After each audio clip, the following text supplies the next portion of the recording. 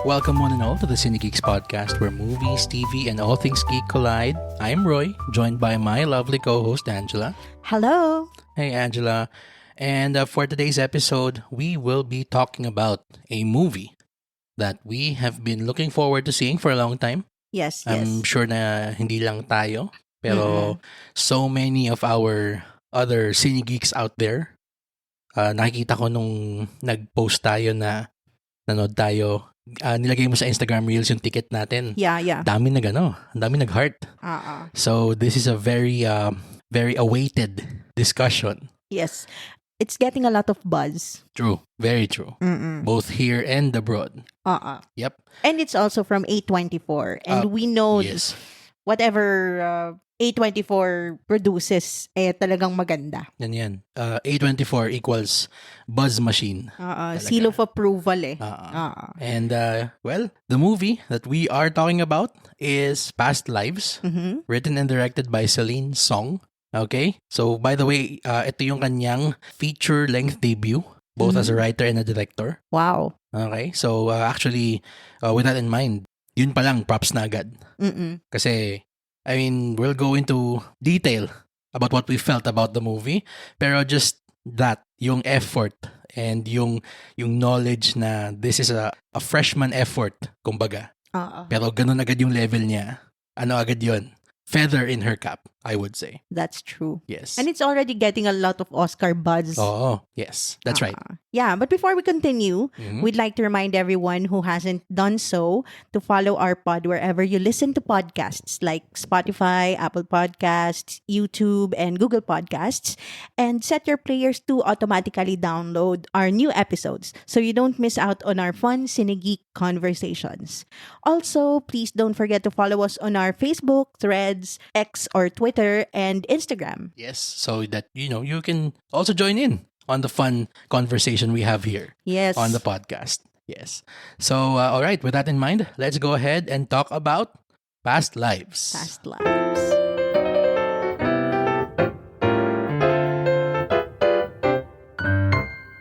Nora and Haesung, two deeply connected childhood friends, are arrested apart after Nora's family emigrates from South Korea. 20 years later, they are reunited for one fateful week as they confront notions of love and destiny. All right, so the cast includes Greta Lee, Teo Yu, and John Magaro. Okay, Greta Lee, famous for her supporting role sa Russian Doll. Yes, that's what I'm... sabi ko nga, parang familiar Diba? siya, no? Siya pala si Happy Birthday, baby. Oo, yun, exactly, siya. Tapos si John Magaro, I don't know if you've seen this, pero siya yung nasa Big Short, The Big Short, yung about the 2008 recession. The awesome movie. Well, not the subject matter is not awesome. Pero the movie itself is fantastic. And siya yung And he was also in Umbrella Academy. John Magaro. Okay, I haven't seen that, sorry. First season, I think. Okay, sige. Yan. Well, with that in mind, Ange, what did you think of Past Lives? Well, my first impression, na-remind ako agad dun sa movie ni Wong Kar-wai, In the Mood for Love. Kasi the subject topic is also about parang forbidden love, ganyan, or parang unexpressed passion between two people who are not supposed to be together. Ganon. It's very subdued. I wouldn't call it or a romance film kasi it's more drama for me. Kasi this is parang an examination of three tortured people or three people in a very difficult situation or emotional state. I think it elegantly tells the story without words. It's more showing, not telling. Ganon. Oo. I mean, in terms of yung sa showing pa lang, grabe yung titigan eh. If looks could kill. Yes, diba? Talagang Sobrang meaningful. Ang bigat eh. Pantunaw yung titigan nilang si Nora at saka si Haesung. Banglase eh. And also, well, this is not discounting the writing kasi yung mga few lines niya, ang gaganda. Yes, Ang ganda I ng agree. mga quotable quote na meron dito sa movie na to. One of the passages that stood out to me was yung sinabi ni Nora na between two people in a relationship, parang when you get together, it's like two growing trees in one pot. It's very beautiful kasi yun nga, the way they explained it, parang sinabi niya na when you try to grow the two of you in a very limited space in a single pot, parang the roots are trying to find their place in that space. Ang gandang allegory niya for, relationships. True. Ako naman, I actually would, echo most of what you said. Na yung writing niya, yung kanyang cinematography, sobrang luscious. Grabe yung vistas na pinipaint nung camera. Ang sarap niya sa mata. Pero hindi din naman siya yung parang standard na art film na parang static eh. Hindi eh. Parang may parang konting element nga ng voyeurism eh. Na parang you're watching these people in their most vulnerable and most intimate. Yes. Pero yung pagkaka-frame pa rin niya, parang it's still trying to find the beauty in sadness. Ganon siya. In terms of yung sa writing naman, just going back, yung sinasabi mong yung mga show don't tell moments, dun din yung babagsak eh. Na mas pinili ni Celine Song na i-tell yung story more doon sa direction niya on the page, on how these characters, deal with each other. Yes. And tama ka din na yung sa words na ginamit niya, yung spiel, yung dialogue nila, yun nga, sobrang niyang calculated eh. Yung dialogue niya. Yes. Ibang klase yung bigat ng bawat linya na sinasabi. Of course, I mean, one could say na parang, people don't really talk like that in real life.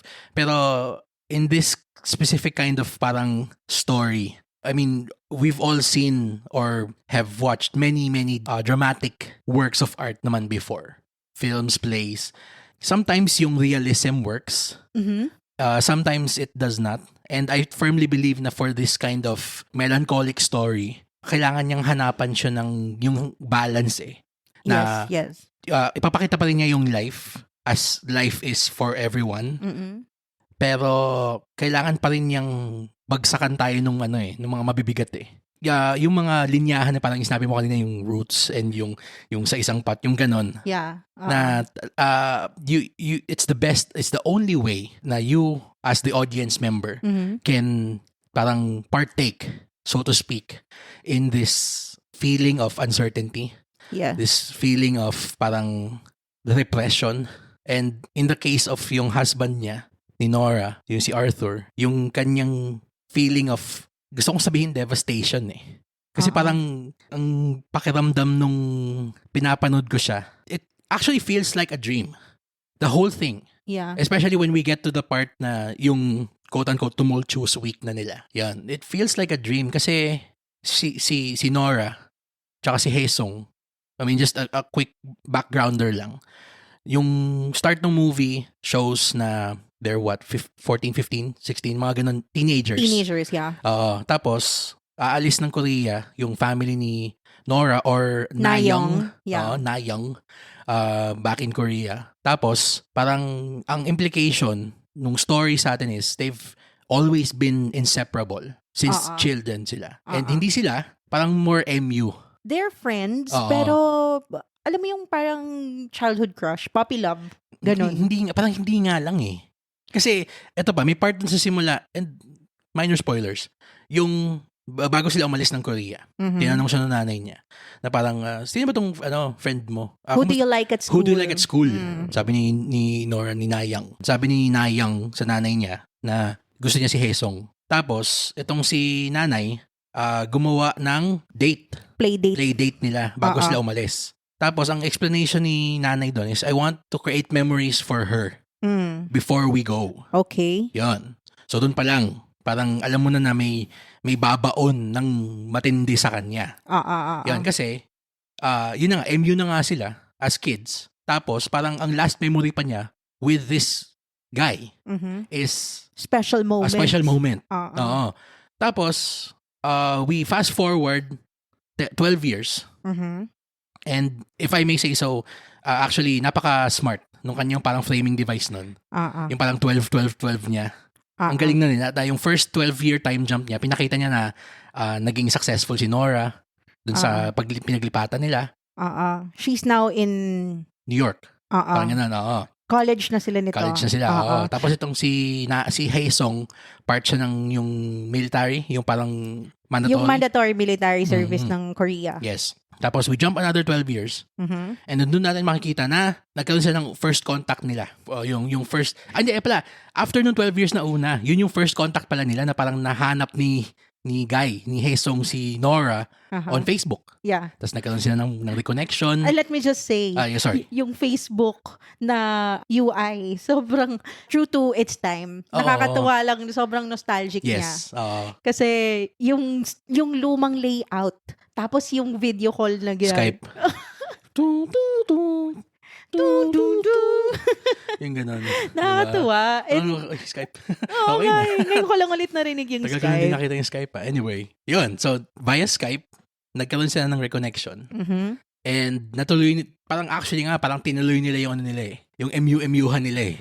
Pero, Parang LDR, ganun. yun nga eh, parang siyang LDR na hindi LDR. Tapos, itong si Nora, nag-make siya ng decision na gusto niya mag-focus sa work niya. Which is admirable. No problem with that. Yeah. Ang naging sacrifice lang ay yung maitutuloy ba nila itong naudlot na thing nila. I think si Nora was built up as somebody ambitious. Yun yung in-establish Yes. Oo. nung story. Oo. So, it only makes sense, true to her character, na piliin niya yung career bago yung love niya, 'di ba?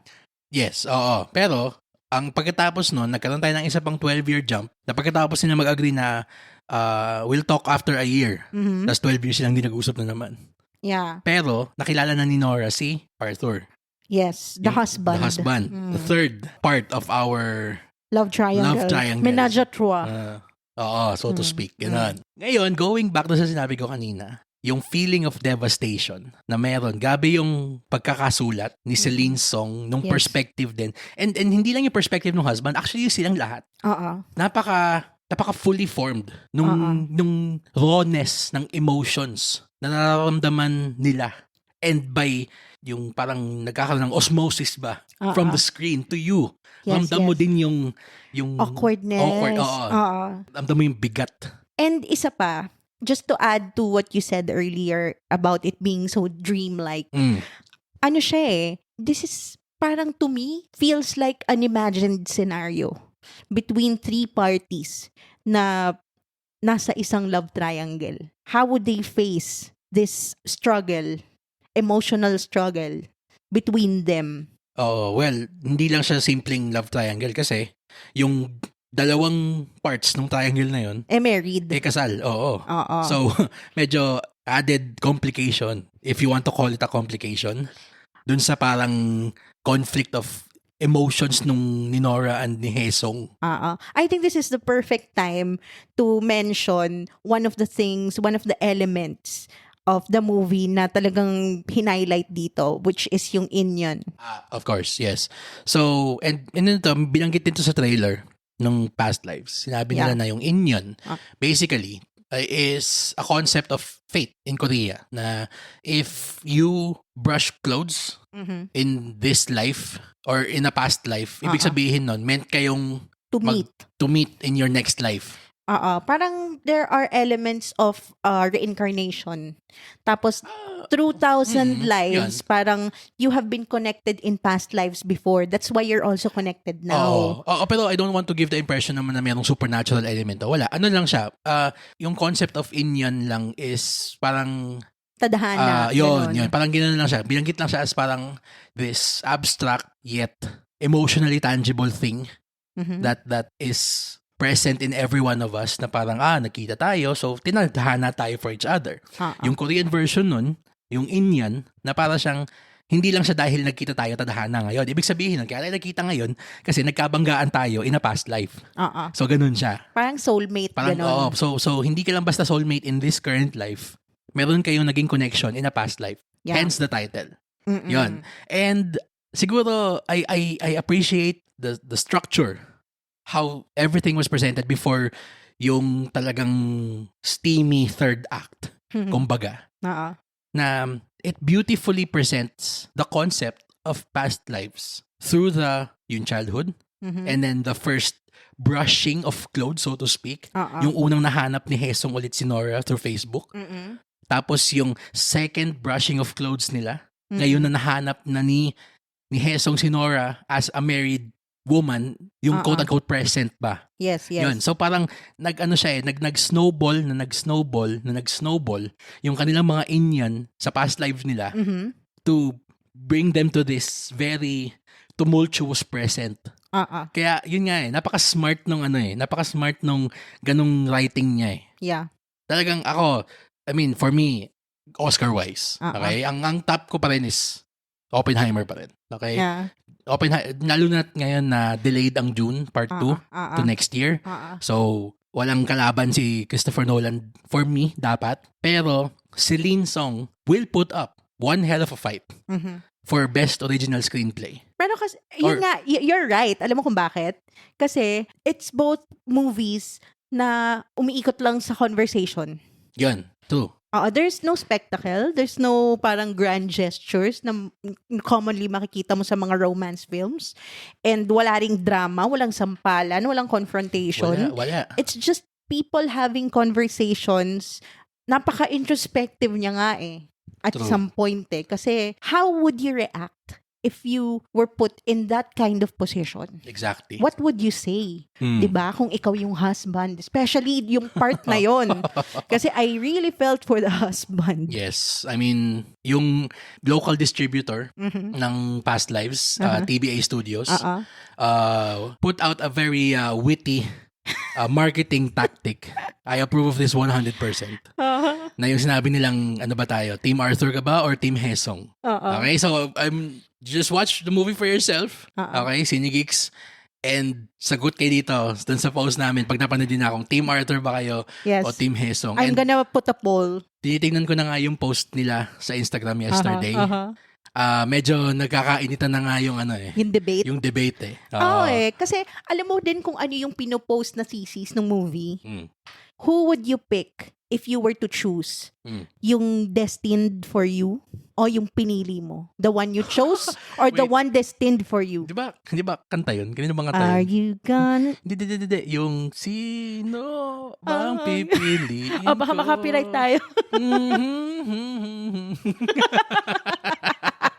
Sino ba yun? Si Casey ba yun? Tandingan? Tama ba? Ayun. Parang yung song na parang sino ba pipiliin mo? Yung mahal mo o yung mahal ka? Pero it's not like that eh. Hindi siya ganun, syempre. Hindi naman siya ganun kasimple. Of course. Meron siyang very nuanced approach to that question. Oo. Pero basically speaking, yun yung niya eh. Yun yung kanyang parang tanong eh. Not so much parang the one you love or the one who loves you eh. Mas more parang... May naisip ako. Sino ba yung pipiliin mo? Yung iniwan mo na o yung pinili mo na ngayon? Isa yan. That's another one. Yan. Isa pa yan. Magandang question yan. Yung akin naman, yung entry ko. Sige. Ano? Predetermination or free will? Oh my God. Let's get philosophical. Philosophical na to. Kasi, di ba? Parang, yun yung parang ini-imply eh. Si Hesong is the one destined for Nora.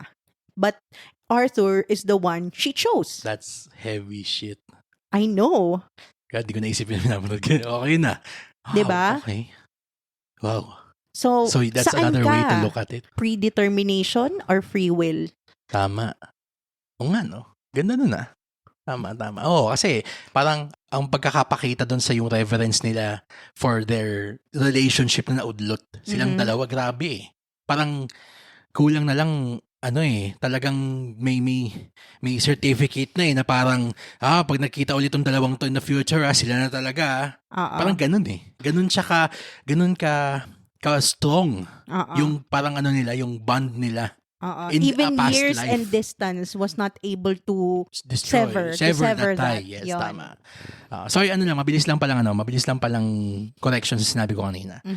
In terms of yung sa screenplay, hindi pala makakalaban ni Nolan tong si Celine Song. Kasi yung Oppenheimer is considered adapted screenplay from a book. Yes, Oo. that's right. So, yung adapted screenplay, kanyang-kanya na yun. Walang problema. Pero yung original, Oo, may laban. hindi lang ata may laban, siya ang frontrunner ngayon. Really? For ako, sa akin kasi hindi pa naman nagsisimula in earnest yung Oscar race for next year. Pero so far, in terms of the power that this work of art has, Yeah. it brings so much by telling so little.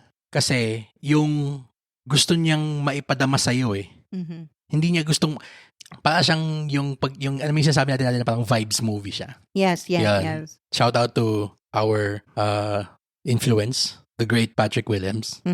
Yung sinabi niya yung tungkol sa what vibes movies are. Na sometimes movies just have to be felt. And this is one of them. Yes, super. You don't have to parang Think about it too much. what's happening. Hindi ka dapat yung parang, ay, ano mangyayari sunod. Hindi, just, yung sabi ko kanina, parang it's osmosis. Ang grabe yung lumalabas sa screen yung emosyon Talagang ramdam mo yung longing ni lalaki, ni Hesong, to fulfill what he thinks is rightfully his, yung destiny niya. Ramdam mo yung conflict ni Nora. Doon sa sinabi natin kanina na sino ba yung pipiliin niya, yung iniwan sa kanya niya, yung choice. or yung kanyang pinili ngayon. Tas ramdam mo yung slow withering devastation dun sa loob ni Arthur na parang and sinabi doon sa Celine, Sakit, no? nakakatawa yung medyo may parang self-aware moment nga yung scene na parang sinabi niya na something to the effect of, in this moment, I'm the evil American husband standing in the way of destiny. Di ba? Na parang it was meant to be a joke. Pero ramdam mo yung parang, yung, ano mo yung sasabi natin, jokes are half meant. Yung pero may pain meron no? Na parang, halimbawa sasabihin mo na, may hapdi yung pagkakasabi niya. Yung parang halimbawa, may magjowa, sasabihin nila na itong si Guy, na meron siyang, hindi naman nila hindi intentionally. Siguro parang nagkaroon sila ng interaction, ganon. Tapos sasabihin ni girl na, sino na love mo na siya. Parang ganon Ramdam mo yung parang may selos siya. Pero tinatry niyang maging sobrang good guy at heart talaga. And you just have to feel for him so much. And that comes from the fantastic performances. Now let's get to that. Si Greta Lee, I've only seen her in comedies thus far. Pero siya ba yung anchor ba itong buong scene na to Siya yung parang star na nag-orbit yung si Hesong at saka si Arthur And she plays yung kanyang role of maintaining the gravity, pulling these two together so perfectly. No? Dalang-dala niya And not only that, yung mga micro-expressions, yung mga glances, yung mga lingering looks niya, and yung kahit nga nakaupo lang siya on a train or in a bus, alam mo yung parang nararamdaman mo yung acting niya. At saka kasi, parang siyang... You feel what she's thinking or feeling. Doon pumapasok yung realism in this movie. I would say na medyo may konting, hindi naman fantasy, pero medyo may konting touch of the parang fantastical or parang classicism. Sorry, thank you for that. Parang medyo may konting hint of classicism yung yung dialogue. Kasi doon dinadala yung malalaman ng mga thoughts and feelings Pero yung sinasabi mong yung non-verbal acting nilang lahat. Anyone who's ever felt something for someone else will surely relate. Especially if unspoken, no? You can't even talk about it. Yung parang, ando na kaharap mo na Pwede mo na sabihin Pero alam mong meron pumipigil, may hindi pwede And yung pained na look doon sa mata. Ang pinaka magaling doon, maliban kay John Magaro, I'll get to him in a moment. Yung si Teo Yu. Si Hesong talaga. Yung piniplay niya yung awkwardness, hindi dahil gusto niya maging tuod. Or ganun yung acting nung actor na yun. Hindi eh. Piniplay niya yung awkwardness. Siya yung awkward leg itong tripod na to eh.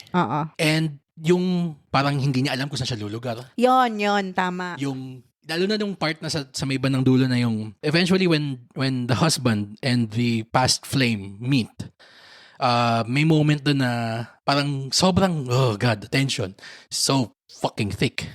Talaga na parang kahit ikaw parang hindi ka makahinga kasi parang mangyayari dito. Magsusuntukan ba tong dalawang to? Hindi. Pero ang naging parang quote-unquote resolution, yung parang pag-break ng tension na yun it was the American trying to reach out in Korean and the Korean trying to reach out in English. Actually, itong element of language na to reminds me so much of the movie we just saw. Cinemalaya. During Cinemalaya. Yung Gitling. Kasi kahit nga yung yung mga quiet moments without dialogue eh. Exactly. Yun, it reminds me so much of Gitling, especially the language barrier, tsaka yung cultural differences. Kasi and yung parang kung paano niya ginagamit yung language barrier as another emotional barrier, so to speak. Na parang ramdam mo na dito na gustong sabihin ni Hesong na parang tol, may thing kami ni Mrs. mo dati. Gusto ko lang talagang malaman kung ano yung nararamdaman ko ngayon kaya ako pumunta dito. Pero hindi niya masabi yun. Kasi yung language barrier. I like what you said to me nung pagkatapos nating manood eh. Ano yan? Sinabi mo sa akin, parang, alam mo yung mga tinginan nila, parang sinasabi mo na kaagad, parang lahat ng tingin nila, sinasabi nila I love you without saying it. Oo, yung silang dalawa ni yung mga scenes na magkasama si Nora tsaka si Hesong. Tsaka si Hesong. Nung ayoko sabihin, pwede mo sabihin date? It's so weird. It's a very sticky, it's a sticky situation made more complicated by complicated feelings. Yes. Yun siya, talaga. And everybody, in terms of acting, really brings their A game. Sobra. Pero ako, ang ko na talagang, sorry talo niya si Ryan Gosling for Best Supporting Actor. Okay? This year. Si Hesong? Si John Magaro. Okay. As the husband, as Arthur. Yun na nga kasi if I remember it correctly, he has even fewer dialogue than the two of them combined. Sobrang facial acting lang no? Oo. Yung doon sa pero yung one scene na parang ang dami lang niyang sinabi, sobra pang malaman. Na parang basically tinanong niya na, okay, andito siya. Ano ba nararamdaman mo? Tapos sinabi ni girl ko yung nararamdaman niya. Tapos siya naman, parang basically sinabi niya na, okay, so, mahal mo pa rin ba ako? Yung parang ganun. Na, they're asking it without asking it. Oo, exactly. Oo, yung ganun. Yung mga double entendres. Oo. And it's used to devastating effect. Yes. Talaga. And yung cultural divide was also na-utilize yung language dun sa cultural divide ni Arthur, dun sa dalawa, yung mag-childhood sweethearts. Yung dalawang ethnic Korean. Yes. Yes. Kasi yung part dun sa bar, yung conversation nila, parang I feel so badly for the husband talaga. Gusto mong yakapin na lang si Arthur. Tara, lika, inom tayo. Nandito tayo, di ba nandun? Inom na lang tayo. Tara. Shot na lang tayo dito, lika dito. Di ba? Grabe yung napakita niya in a very elegant, hauntingly beautiful, and quietly sad way. Yung something na parang Hollywood usually treats with such crassness. Na parang, si lalaki, si babae, may asawa, pero si babae, may kabit. Boom! Hindi. Tapos, magko-confront sila. Tapos, Oo. mag-aano sila ng mga maaanghang na salita, ganyan. Pero ito, hindi. It's treated, the movie treats this very complicated web of emotions with such delicateness and dignity that you can't help but wish happiness for every single one involved. And sometimes sadness can be so beautiful. Yes, that's true. That is very true. That's the only thing I can say about this movie. Yeah, yan lang. If you've ever loved anyone and yung connection nyo naudlot ng you felt na parang hindi pa niya dapat time, makakaramdam ka nung affinity for the hurt and the pain that these people have. And also, dito ako nakarelate. Kahit kung ikaw na yung present and supposed future nung isa sa mga taong involved doon sa sticky web of emotions na yon. And it's playing out in front of you. Yung hurt din that you would definitely feel. Na para kang, yung sabi ko kanina na para siyang dream. Na para kang nanonood ng loved one mo na kinakatay in a nightmare. And in a nightmare, usually, parang hindi ka makagalaw. Hindi mo maiwill yung sarili mo na mag-move forward to save the person. Parang you feel paralyzed. You feel paralyzed. Ganun yung niya eh. Ganun yung pinakita ni John Magaro. Yung feeling of emotional paralysis. Talaga. Without saying anything. Just how he look, yung looks niya, yung kanyang acting, sometimes with a few pieces of dialogue. Pero yung hindi siya quiet suffering niya. No? Yun, true. Ako sa akin, ang MVP netong movie na to, obviously, is Greta Lee. Talagang dalang-dala niya yung buong scene. Pero yung X-factor netong scene na to, talagang si John Magaro. For me. Talaga. Kasi he was so likable and relatable. They seem to have a healthy marriage. Yun na nga And why does he have to feel this way? Because oo. your partner is devastated of losing something she never even had. Yun pa. Oo. Na, Diba? how do you deal with that? How do you let go of something you never even had in the first place? Oo. They were never lovers. Exactly. Diba? That was clarified many times in the movie na they were never together. Hindi naman nagsabi si lalaki na tayo na ba? Hindi naman siya sinagot ni girl. Oo. To. Sobrang yung heart-wrenching. It's a quiet tragedy for everybody involved. Talaga. And it's, dare I say, one of the best movies of the year talaga. It lives up to, if you look at it that way, na parang how it portrays complicated emotions in such a hauntingly beautiful and devastating way. This movie is one of the best movies of the year for me. So, in terms of ranking ng mga quote-unquote Oscar contenders, syempre Oppenheimer pa rin tayo. Tapos Past Lives, tapos Barbie. Pero, it's not everybody's cup of tea. It won't be. Yes, it will Especially not be. dahil nga, it's all about their interactions, verbal and non-verbal. So, ayun, para sa ibang tao, mabobore siguro kasi nga, it's all talk. Kailangan mong magpadala doon sa emotion talaga eh.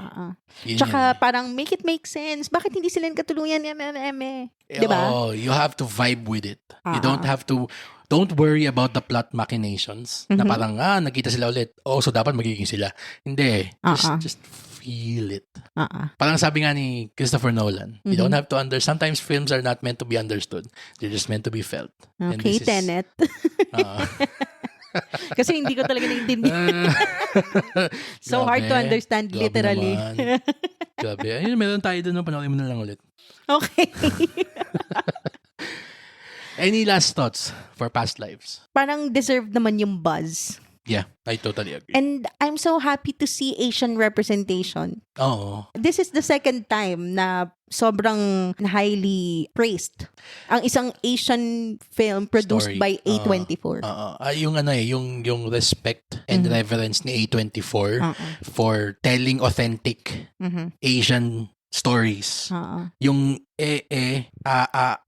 Everything Everywhere All at Once. All at Once, yes. Best Picture. Last year, yun siya yung pinakita niya authentically yung struggle ng isang mother and daughter trapped in an honor-bound relationship. And also yung marriage din nila. Yung marriage din ni Waymond at saka ni Evelyn. Yun. Yeah. Sobrang parang kahit nga hindi ka Chinese, nararamdaman mo na parang if you've ever been in a committed relationship and both of you are career people, ramdam mo yung niya doon eh. Yung weight nung responsibility and yung parang duty. How do you balance the future and the present? Yun yung sa Everything Everywhere All at Once. Ito dito yung quiet and dignified suffering ng Asians with their emotions. Hindi kasi tayo yung parang tipong Western na pag may naramdaman sigaw agad! Woo! Hindi. Tayo, pinapakulo natin sa loob. Hanggang puputok na tayo, Tapos, hindi na natin nasabi in the best way possible yung nararamdaman natin. Most of the time, kinikim-kim lang naman natin. Diba? True. So, yun siya. Ang ganda nung, tama ka, ang ganda nung yung authenticity. Commitment ni A24 to authentically bringing Asian voices May theory ako. to film. Sorry, I'll go. A in A24 Asian 24. stands for Asian. Feeling ko lang talaga. Props to TBA for bringing this movie here. Talaga. So, if it weren't for them, we wouldn't have the chance to see this in the big screen. Where it's meant to be seen. No, kasi, merong magiging mga paraan dyan, pero hindi mo mararamdaman eh. Kapag sa TV mo lang or sa computer mo lang siya napanood, kailangan mo maging locked, quote-unquote, in a room with them. I'm so happy to see movies like this coming out this year. Ang dami magaganda. And this only goes to show na if you support the film industry enough, you will have works of art like this. Yes. More. True. True. Gabi How about you? Final thoughts? Yeah, I can't recommend it enough. Talaga. You have to experience it. Make up your mind about the theme of it, everything else. Pero above all else, just let the movie wash over you. Yes. Talaga. Kasi kapag nadala ka ng buong sine, it's a sad feeling of satisfaction. Yan. Leave your expectations out the door. Yes. Yun din. Yun din. Yeah. So, I guess that's it. For Past Lives, okay. Cine Geeks, if you've seen this movie, please share with us what you thought about it. If you're Team Hesung or Team Arthur. Hashtag Team Arthur or hashtag Team Hesung. Personally, Team Arthur. Hashtag Team Arthur. Justice for Arthur. Hashtag Justice for Arthur. Yes. Anyways, you can comment it on our social media. Again, we are on Facebook, Instagram, Threads, and X or Twitter at CineGeeksPod. And for my co-host Troy, this has been Angela. Thank you for listening to the Cine Geeks podcast, where movies, TV, and all things geek collide.